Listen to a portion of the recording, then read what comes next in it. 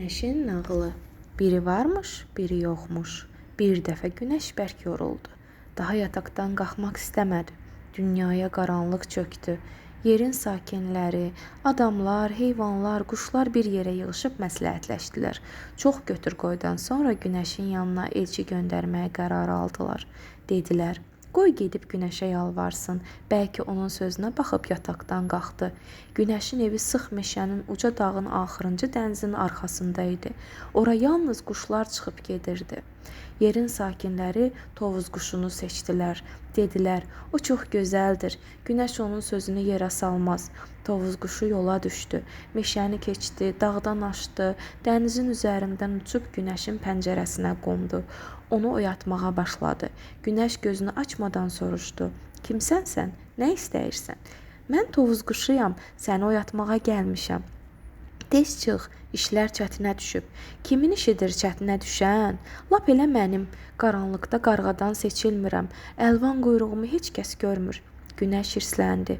"Deməli mən sənin quyruğuna lazımam. Rədd ol burdan. Bir quyruğa görə bütün dünyanı işıqlandırmaq istəmirəm." Tovuz quşu əliboş qayıtdı.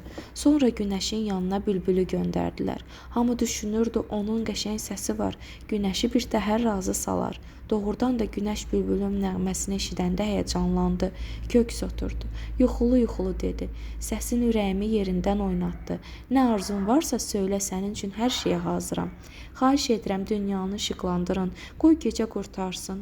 Günəş maraqla soruşdu: "Məyər sən gecələr mahnı oxuya bilmirsən?" "Əksinə, mən hər gecə oxuyuram. Bir-iki gündə səhər açılmasa səsim tutulacaq." Günəş onun sözündən pərt oldu. "Deməli, mən yalnız ondan ötəri yerimdən qalxmalıyam ki, sən dincələsən, boğazın ağrımasın, hə? Bəs öz istirahətim necə olsun? Rədd ol burdan." Bülbül də kör peşiman geri qayıtdı. Bu dəfə günəşin yanına tutuquşunu göndərdilər. O dənizin arxasındakı evə çatar-çatmaz qışqırdı: "Bəsdir, tənbəllik elədin. Oyanmaq vaxtıdır. Çünki mən qaranlıqda yamsıladığım adamların necə hirsləndiyini görmürəm." Günəş cavab vermədi. Qorxdu ki, tutuquşu onun özünü də yamsılayar. Tutuquşu da yerə əliboş qayıtdı. Elə bu vaxt xoruz xahiş etdi ki, günəşi oyatmağa onu göndərsinlər. Yer sakinləri arasında heç kəs ona inanmadı. Deyirdilər ki, xoruz gözəl deyil, səsi də kobuddur. Amma ondan başqa da getmək istəyən yox idi. Əlacsız qalıb razılaşdılar. Xoruz uça-uça dənizin arxasındakı evə gəldi. Günəş şirin yuxuda idi. Xoruz ona yaxınlaşıb dərindən nəfəs aldı. Öz nəğməsini oxumağa başladı. Günəş səksəni bayıldı. Az qala yıxılacaqdı. Yorğanı üstündən düşdü. Bütün dünya işıqlandı. Günəş gözlərini ovuşdura-ovuşdura qışqırdı: "Bu kimdir mənim evimdə? Nə gəzirsən?" "Ququluqu, ququluqu, oyan, ay tənbəl, öz vəzifəni bilmirsən?" Günəş gərləşdi. "Nə vəzifə? Axı sənin vəzifən işıq saçmaq, yeri qızdırmaqdır. Sənsiz yer üzündə həyat olmaz. Hər yana zülmət çökər. Onda öz həyatın da mənasız keçər." Günəşin gözləri doldu. "Mən onsuz da ömrüm boyu əbəs işləmişəm. Heç kəs qədrimi bilmir. Mənə qiymət vermir. Tovuz quşu ancaq quyruğuna xidmət edir. Bülbül öz nəğmələrinə qulaq asır. Tutuquşu da ağılsızın biridir." Xoruz onunla razılaşmadı və dedi: "Ey, tənbəl günəş, sən adamları unutmusan? Axı onlar sənsiz yaşaya bilməz." Günəş təəccübləndi. "Adamlar nəyimə gərəkdir? Güya onlar olmasa işığım, hərarətim azalacaq.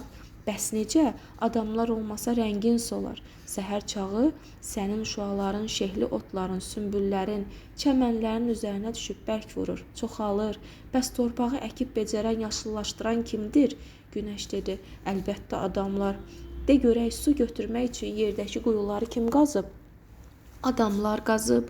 Bundan nə olsun ki? Sən məşhur bir məsələ unutmusan? Qulaq as, gör orada nə deyilir? Ayın əksi göllərə düşür, ulduzlar sayrışır. Hər quyuda günəşin şəkli görünür." Və günəş onun sözləri ilə razılaşdı. Xoruz dedi: "Qadınlar bulaq başında toplaşanda sən onların kuzəsində əks edirsən. Yaxşı deyiblər, göydə bir günəş var, yaxşı ev sahibinin isə kuzəsi bir günəşdir." Günəş onunla razılaşdı. Nə deyim, bəlkə də sən haqlısan. Ancaq yerimdən qalxmağa həvəsim gəlmir. Onda rəngin solacaq, sönüb gedəcəksən. Lap kötan kimi. Yadındadır, kəndlinin kötanı da işsiz qaldığında tamam pas atmışdı. Elədir. Sən haqlısan. İndi gördün, adamlar olmasa da dünyanı zülmət çökər. Sənin isə insan əli ilə düzəldilən hər şeydən bərq vuran minlərlə günəş görə bilməzsən və günəş fikrə getdi. Ay xoruz, nəğmələrin çox şirindir, ancaq başa düş ki, mən özüm üçün yaşamaq, dincəlmək istəyirəm. Tənbəl günəş, yalnız özü üçün yaşayan hər kəs başqaları üçün ölmüş kimidir. Yalnız yaxşı işləyənlər yaxşı da dincəlir. Günəş yataqdan qalxdı, var qüvvəsi ilə yeri işıqlandırdı. O vaxtdan bəri xoruz hər səhər gün doğmamış yataqdan qalxıb öz nəğməsini oxuyur. O əvvəlcə üzünü günəşə tutub deyir: "Ququluqu, oyan, işə başlamaq vaxtıdır." Sonra o torpağa müraciət edir: "Oyan, öz şirənlə toxumlara və köklərə qüvvət ver." Xoruz 3-cü mahnısını adamlar üçün oxuyur: "Yerinizdən qalxın, oyanın, gün çıxıb torpaq sizi gözləyir, oyanın."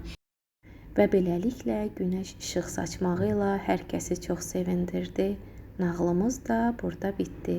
Gələn görüşlərə dək.